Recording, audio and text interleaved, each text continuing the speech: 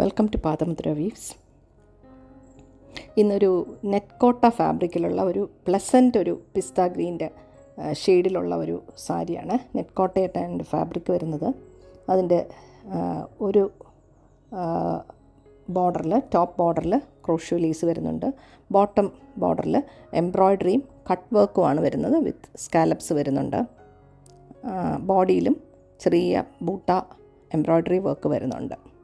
നല്ല ഭംഗിയുള്ള കളറാണിത്. മുന്താണിയുടെ ബോട്ടത്തിലും ഇതേ ഡിസൈൻ വരുന്നുണ്ട്. ഇതേ ക്രോഷ്യോ ലേസ് വെച്ച് ഡെക്കറേറ്റ് ചെയ്തിട്ടുണ്ട്.